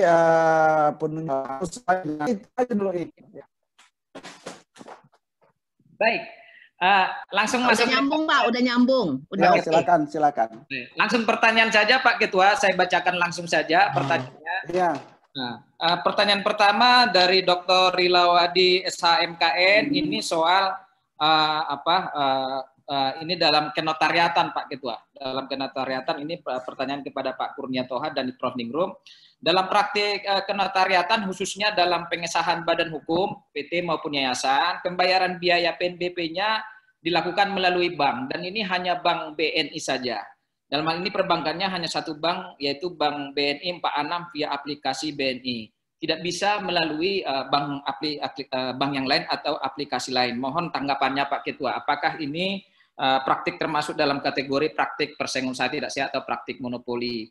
Kemudian pertanyaan kedua Pak Ketua ini dari Nazirman dari BPN ini Pak Ketua, dari ATR BPN. Bagaimana peran KPPU dalam kondisi pandemi corona agar pelaku usaha tidak terpuruk dalam menggerakkan roda perekonomian? Nah, jadi yang kedua itu bagaimana peran KPPU untuk kondisi pandemi corona agar pelaku usaha tidak terpuruk dalam menggerakkan roda perekonomian. Kemudian pertanyaan ketiga Pak Kurnia Toha kepada Pak Kurnia Toha dari Bapak Crescendo Situmorang. Telah dijelaskan tadi hal-hal preventif dan represif yang dilakukan oleh KPPU dalam relaksasi persaingan usaha karena COVID. Namun bagaimana wujud dampak langsung relaksasi tersebut terhadap persaingan usaha? Jadi sudah tadi disampaikan Pak Ketua tentang terkait dengan tugas dan wewenang preventif dan represif dan bagaimana dampak langsung relaksasi tersebut. Apa tolak ukur keberhasilan dan apakah yang sudah dilaksanakan tersebut dapat dikatakan sudah berhasil? Itu Pak Ketua. Saya bacakan aja semua pertanyaannya Pak Ketua ya Pak. Ya. Pertanyaan ketiga adalah mengenai tadi Pak Ketua sampaikan dari ini pertanyaan dari Pak Gunawan mengenai rule of reason, mengenai keterlambatan pemberitahuan yang tidak mengakibatkan praktek monopoli. Ini soal merger Pak Ketua. Apakah pasal rule of reason ini bisa dikenakan kepada merger? Namun karena terlambat tetap didenda. Sepertinya alasan pengenaan denda itu dibuat-buat pada ya. Apakah memang itu dibuat-buat Pak Ketua? Karena terlambat melaporkan. Kemudian seperti ini bertentangan dengan tujuan mulia KPPU seperti yang Pak Kurnia Toha sampaikan bahwa berusaha menghindari pengenaan denda. Kemudian pertanyaan keempatnya juga masih Pak Gunawan, apa upaya KPPU terhadap perubahan sistem pos notifikasi dan pre-notifikasi? Mungkin sementara itu Pak Ketua yang pertanyaannya. Mungkin nanti Prof. Ningrum juga menjawab juga. Silakan Pak Ketua. Prof. Ningrum dulu. Baik. Baik. Pak Ketua semua pertanyaannya Bapak online loh Pak. Jumpa Ketua KPPU susah. Aku nanti cuma satu tuh yang notaris saya mau coba jawab. Yang lain semua soal kebijakan KPPU. Ayo Pak, welcome. Semuanya Bapak udah borong pertanyaannya itu. Itu kebanyakan itu sekaligus. Coba diulang satu pertanyaan pertamanya apa itu? Baik Pak Ketua. Baik. Yang pertanyaan pertama ini pembayaran PNBP untuk notaris pendaftaran PT dan yayasan itu kan melalui hanya Bank BNI Pak Ketua pembayarannya untuk pendaftarannya. Sedangkan dengan bank lain tidak bisa. Mohon tanggapannya Pak Ketua. Itu Prof. Ningrum tadi yang ini nanti Prof. jawab. Terus. Ya. Dan pertanyaan kedua.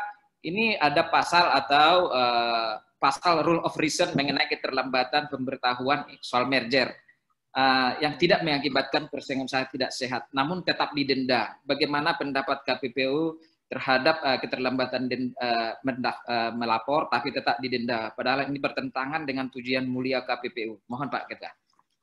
Jadi begini. Ini KPPU Undang-Undang Nomor 5 itu kan menganut post merger notifikasi. Ini artinya pelaku usaha yang merger itu wajib melaporkan KPPU apabila dia memenuhi threshold untuk lapor. Nah, efektif terjadinya merger itu kan didasarkan kepada ini apa itu? Pemberitahuan ataupun surat keputusan dari Kementerian Hukum dan HAM. Nah, pelaku usaha diberi waktu 30 hari untuk melaporkan pada KPPU. Apabila dia lebih dari 30 hari itu, maka menurut peraturan, menurut Undang-Undang Nomor 5 dan PP, PP 17 itu ya dikenakan denda. Bahkan menurut PP 17 itu dikenakan denda per hari itu 1 miliar sampai 25 miliar. Itu sanksi yang diberikan. Jadi kalau lambat Ya, kalau lambat memberitahukan dalam keadaan normal ya, dalam keadaan normal itu jelas dia melanggar, jadi dikenakan sanksi seperti tadi. Tapi dalam kondisi COVID ini, kalau memang lambat dengan alasan ya, dengan alasan yang tepat, nah tentu kita pertimbangkan itu ininya. Kalau memang alasannya masuk akal, memang benar-benar terlambat memberitahu karena memang ada kendalanya diakibatkan karena COVID, tentu itu pasti kita pertimbangkan hal itu. Kalau tidak, karena peraturannya sudah clear itu. Batas waktunya itu juga ada cut off-nya kan, surat keputusan ataupun surat pemberitahuan dari KUM. Maka dia lewat dari 30 hari adalah melanggar, dan peraturannya menyatakan bahwa bahkan per hari ininya dendanya itu.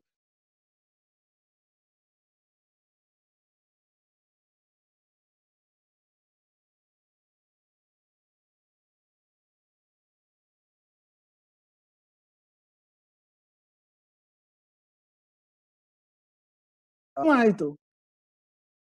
Dalam kenyataannya kan kita mengenakan sanksi itu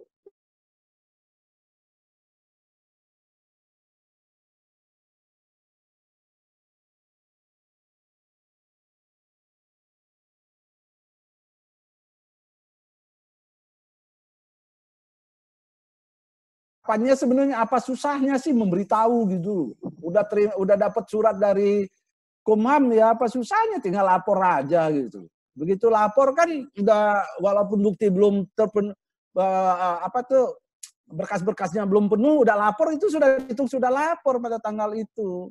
Jadi dia nggak akan terlambat gitu. Itu yang saya sampaikan, kadang-kadang saya bingung juga.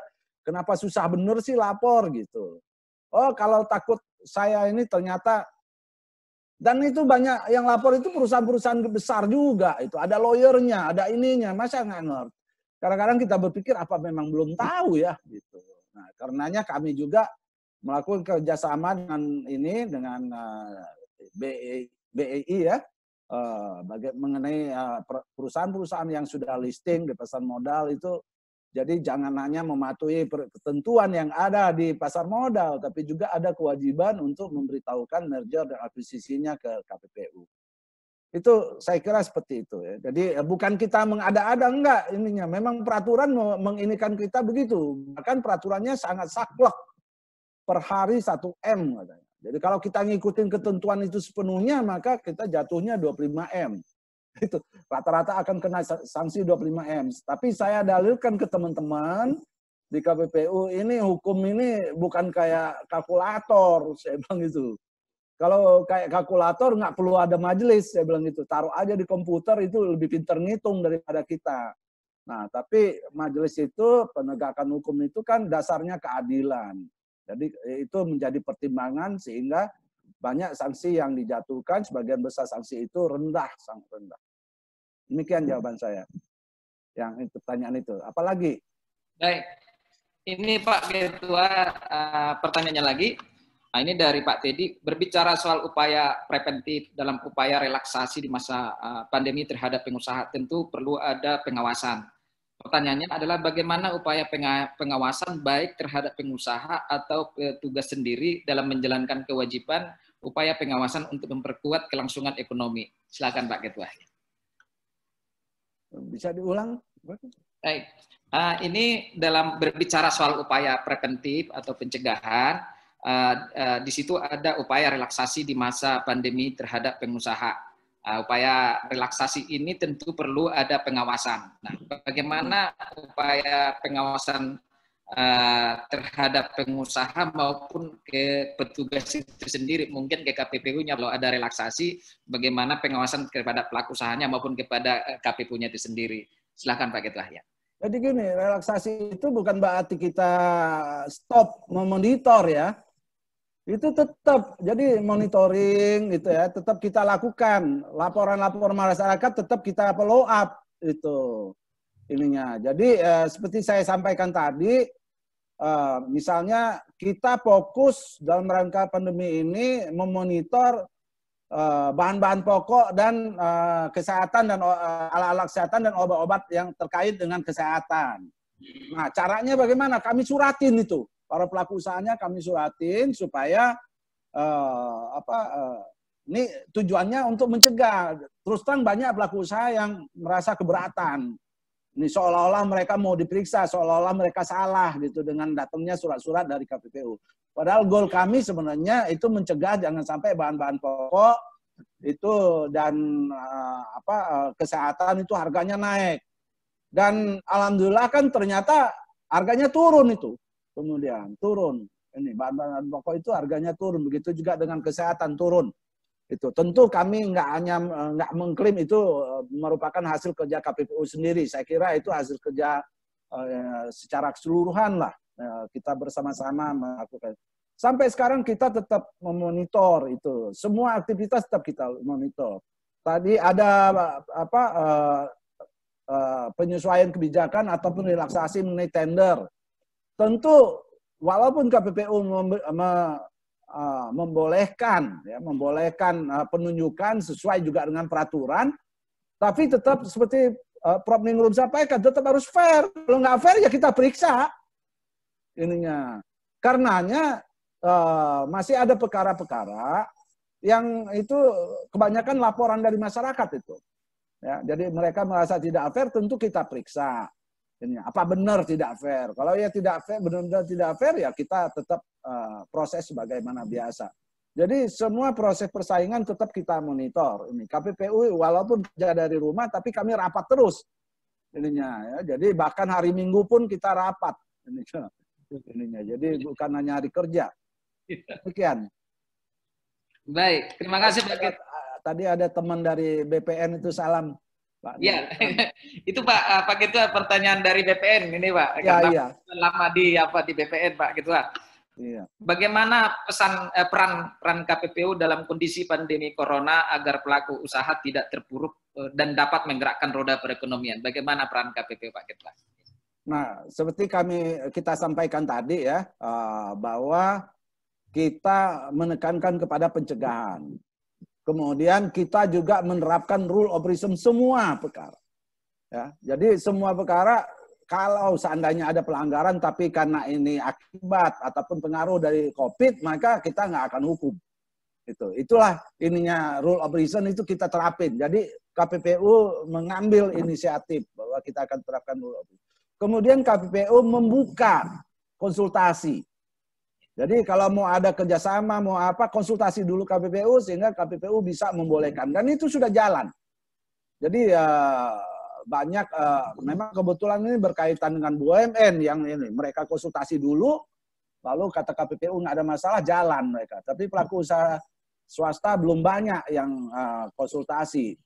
Justru BUMN yang banyak melakukan konsultasi sehingga begitu mereka launching, begitu mereka ini, itu sudah nggak ada masalah. Dengan persaing usaha karena kita sudah memberikan jalan keluar yang bisa mereka lakukan. Jadi pemerintah banyak menteri itu banyak yang konsultasi itu ya kementerian itu sehingga ada jalan keluarnya. Itu yang bisa kita lakukan ini ya dan kita tetap mendorong agar semangat persaingan itu tetap hidup ya. Jadi jangan merasa bahwa persaingan itu persaingan yang bebas sekali. Enggak ininya. Enggak. Sebenarnya enggak ada. Di negara Amerika aja mbahnya antitrust itu ada pengecualian-pengecualian ya. Ada hal-hal yang boleh. Apalagi di negara kita.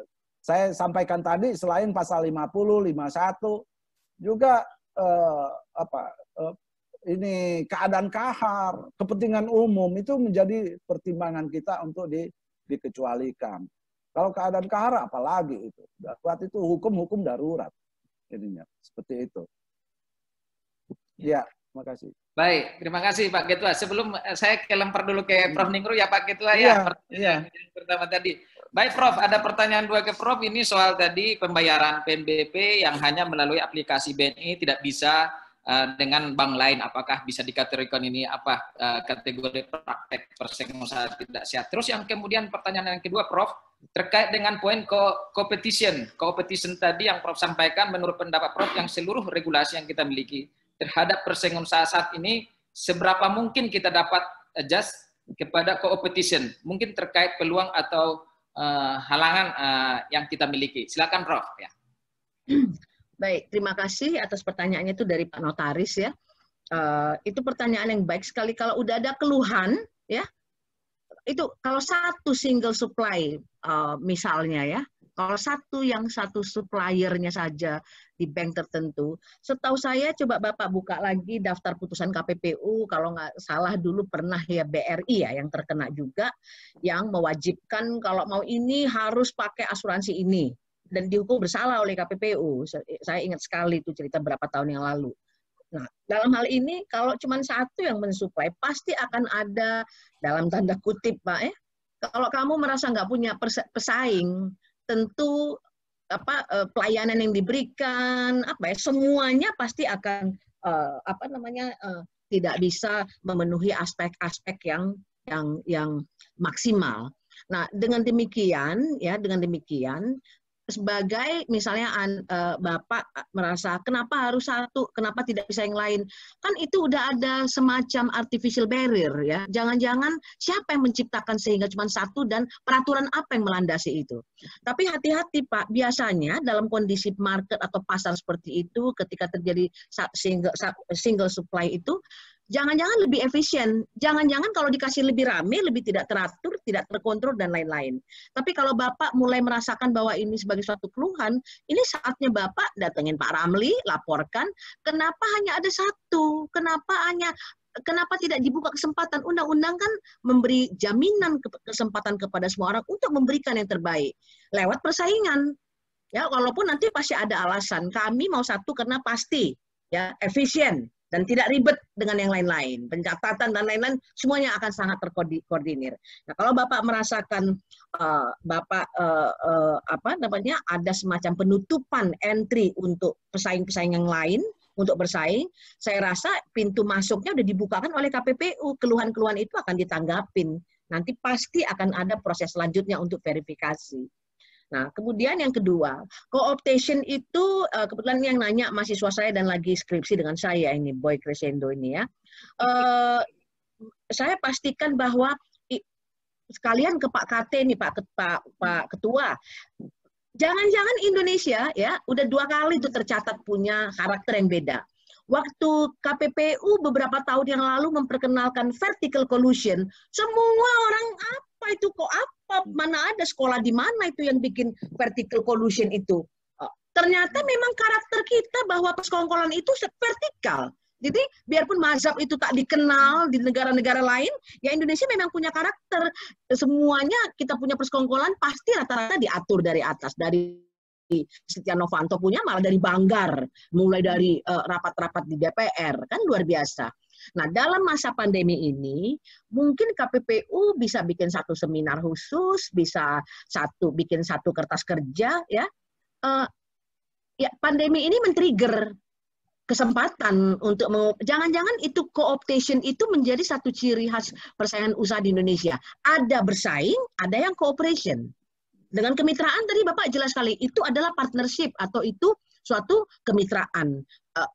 Berani Pak kita hukum-hukum itu kemitraan. Aduh, berlarian semua orang di Indonesia ini semua polanya partnership atau kemitraan kok. Gitu ya.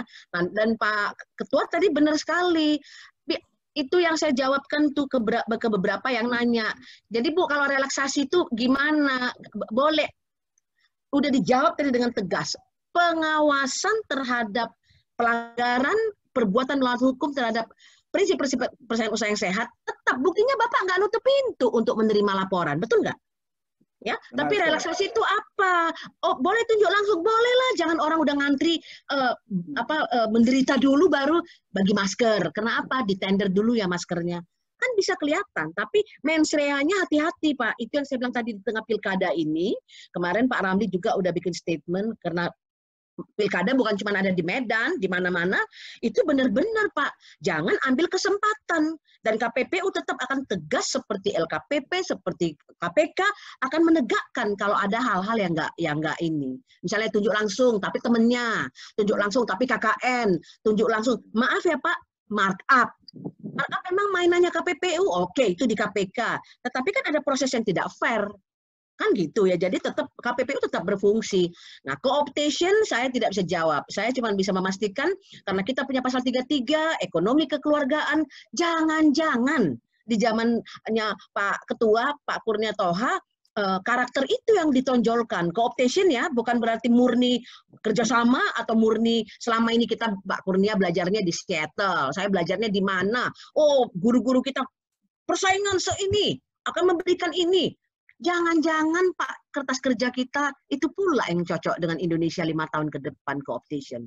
Demikian jawaban saya Pak Ramli. Saya hanya ingatkan loh Pak Ramli, di Jakarta orang sholat itu bukan kayak kita. Kita kan jam 12. Di Jakarta mesti lebih cepat. Kami diberikan waktu. Ya, kami kan kami diberikan waktu 2 jam beracara ini. Pertanyaannya banyak sekali dan menarik semua. Dan turnovernya lumayan Pak, 120 orang yang dengerin acara kita ini. Saya senang sekali. Alhamdulillah. Ya. Gimana Pak? Pertanyaan dua lagi, izin Pak Ketua, izin ini pertanyaan ada 2 Pak Ketua. Apakah ada penelitian oleh KPPU terkait tentang cara-cara atau modus persaingan curang yang pernah terjadi selama ini di Indonesia? Mungkin Pak Ketua dengan pengalaman kita. Silakan Pak Ketua. Jadi penelitian banyak, penelitian dilakukan bukan hanya oleh KPPU, tapi juga oleh perguruan tinggi, oleh lembaga-lembaga swasta.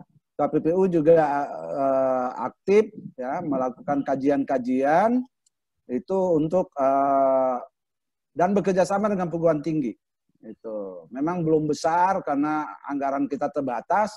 Tapi kami mempunyai kedeputian ini kajian dan advokasi yang sebenarnya dia membawahi 3 direktorat, yaitu Direktorat Advokasi, Direktorat Kebijakan, dan Direktorat Ekonomi. Semuanya ini kajian semua nih.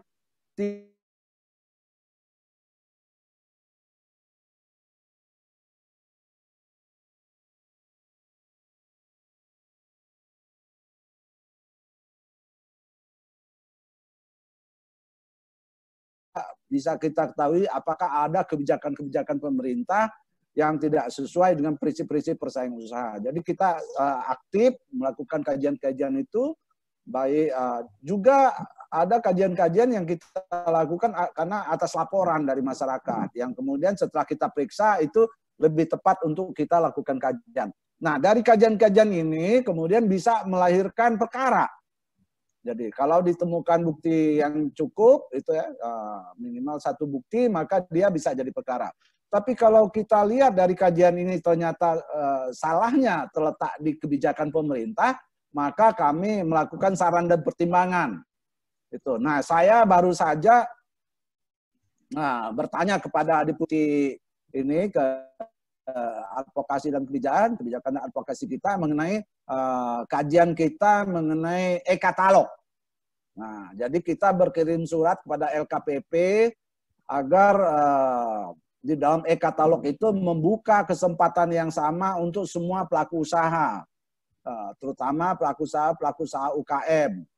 Itu di daerah-daerah yang kesulitan untuk ini, karena ada peraturan LKPP itu yang menyatakan itu harus merupakan distributor utama gitu. Sehingga kalau distributor utama sudah terdaftar di LKTP, maka agen-agen yang ada di berbagai daerah itu nggak bisa lagi ikut. Dan ini menurut kami ini menghambat pelaku usaha kecil ya MKM untuk ikut di dalam lelang yang dilakukan oleh instansi pemerintah. Apalagi sekarang ini khusus untuk dalam rangka pandemi ini alat-alat kesehatan itu tidak semuanya pelaku usaha besar yang ini juga tidak semuanya. Jadi banyak juga agen-agen di daerah yang dia bisa memenuhi permintaan itu, sehingga kita sudah berkirim surat kepada LKPP untuk memberikan kesempatan yang sama bukan hanya pada distributor utama tapi juga kepada agen-agen di daerah. Nah, dan banyak lagi ini ya saran-saran seperti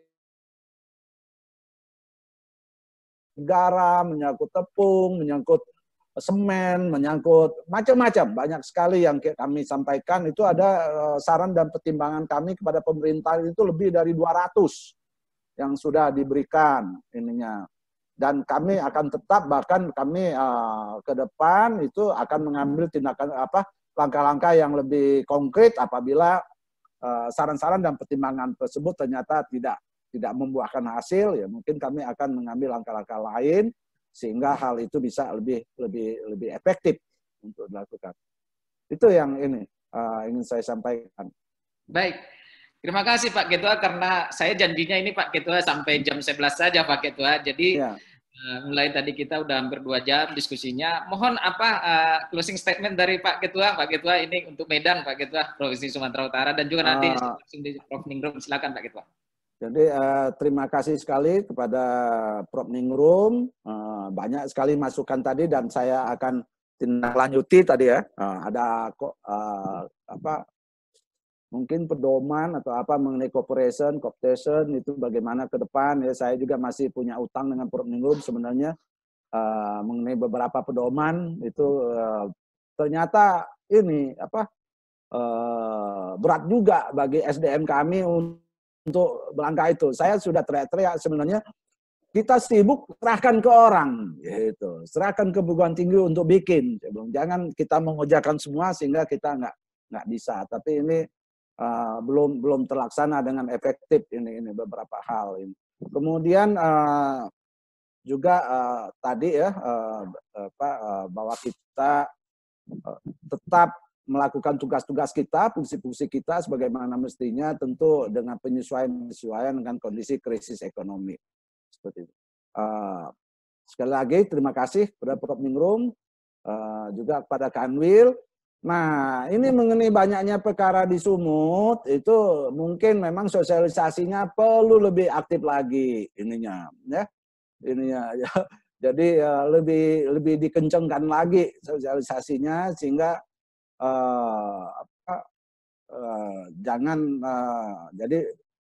supaya jangan sampai pelanggaran berulang-ulang itu terus, masa tender terus ini. Maka saya agak memacu untuk lakukan riset lebih ini sehingga kita bisa mengetahui kondisi-kondisi yang lain selain daripada tender. Saya kira itu yang bisa saya sampaikan. Lebih kurang minta maaf. Terima kasih Pak Ketua, Pak Kurnia Toha. Terima kasih Pak. Ditunggu di Medan Pak, datang Pak. Siap, nunggu kopi dulu. Iya, siap Pak Ketua. Iya. Baik, Prof. Ningrum silakan closing statement, Prof. Ningrum. Baik, terima kasih atas nama program Profesor Mengabdi dari Universitas Sumatera Utara. Kami harapkan ini menjadi rutin dengan topik yang berbeda. Saya senang sekali karena pesertanya bukan hanya dari mahasiswa dari lingkungan perguruan tinggi, dengan latar belakang yang berbeda, dan sebenarnya ini golden moment ya, ketemu yang namanya ketua-ketua, kepala-kepala itu segala macam susah setengah mati. Ini Pak Kurnia bersedia spend waktu 2 jam dengan kita, dan bukan hanya, kalau saya kan meneliti ya Pak ya, jadi mencari tahu terus bikin paparan. Kalau tadi statement Bapak itu tentang bagaimana respons KPPU itu, saya harap dapat diglorifikasi supaya orang tahu bahwa KPPU itu punya sikap di dalam masa pandemi ini, sehingga bukan hanya soal peneliti Pak ya, tetapi tadi kan banyak ada pertanyaan soal pelaku usaha juga nanya, orang di daerah juga nanya, ya kan? Sikap-sikap itu seharusnya menjadi satu kebersamaan, bukan hanya KPPU tapi LKPP, KPK. Kemarin waktu dengan acara KPK saya sindir habis-habisan Pak. Anda taunya dihilir, udah jadi kejahatan. Tapi di prevensinya, pasal 22 itu adalah miliknya KPPU. Sehingga kalau itu bisa dikerjasamakan, bagus sekali, luar biasa. Saya harap Pak Ramli mampu mengemas bahan Pak Ketua tadi dalam bentuk press release yang sangat detail, ya, sehingga pertanyaan-pertanyaan yang kemarin kita FGD mampu bisa di-share. Oh gitu ternyata sikap KPPU. Saya setuju sekali Pak. Pandemi bukan berarti kesempatan dalam kesempitan. Maaf ya Pak, orang kita paling jago yang gitu soalnya. Ya kan? Makanya tinggi di sini. Ceritanya kalau diceritain kemana-mana kita paling malu lah Pak. Kan Pak Ramli mestinya lebih gencar, mesti lebih kenceng Pak. Janganlah sampai Sumut itu disebutkan paling banyak juara bersekongkol, paling ini, percuma lah saya ada di Medan, Bapak orang di sini, Pak Ketua udah bicara 2 jam, tolong Pak itu diglorifikasi. Sampai ketemu nanti di acara kerjasama USU dengan Kanwil lagi, semoga kita semua sehat-sehat, terima kasih kepada yang sudah hadir dan bertanya, terima kasih Pak Ketua, terima kasih Kanwil, sampai jumpa lagi. Terima kasih Prof. Ningrum, terima kasih semuanya. Baik, terima kasih Pak Kurnia Toha, Ketua KPPU. Terima kasih Prof. Ningrum, Guru Besar Fakultas Hukum. Mungkin masih banyak beberapa pertanyaan nggak terjawab semua. Saya anggap itu nanti akan kita jawab di pertemuan yang kemudian. Dan itu menjadi bahan-bahan pertanyaan sehingga naluri untuk Pak mengetahui. Ramli aja jawab, Pak Ramli jawab. Jangan Ya, nunggu pertemuan berikutnya, kelamaan. Jawab aja. Ya Pak Ketua. Saya menantang mereka biar nalurinya Pak datang lagi ke KPPU. Baik Pak. Iya Pak. Terima kasih Pak Ketua. Nanti akan kami jawab jawabannya melalui emailnya Bapak Ibu yang sudah mendaftar. Ini pesertanya sampai tadi pagi itu hampir 170 dan masih aktif sampai sekarang 120 Pak Ketua, 119. Atas nama KPPU terima kasih banyak. Demikian pertemuan kita, webinar kita pada pagi hari ini. Pertemuan kita webinar berikutnya akan kita lakukan. Terima kasih Terima kasih Pak Ketua. Terima kasih. Salam sehat. Semoga semua sehat-sehat saja. Makasih Pak Ramli. Makasih Pak Kate. Makasih Bu Rosmalinda, Bu Lolo. Pak Lolo, makasih Pak Rido. Terima kasih. Makasih Pak Ketua. Makasih Prof. Mohon izin Pak Ketua, mohon lift ya. Silakan lift Pak Ketua dan Bu Linda juga. Teman-teman dari Biro Hukum dan para mahasiswa dan juga para pengusaha dan juga yang sudah kami berpartisipasi, terima kasih banyak. Kita bertemu lagi nanti di kesempatan yang lain. Terima kasih. Demikian pertemuan kita pada hari ini. Assalamualaikum warahmatullahi wabarakatuh. Selamat siang buat kita semua.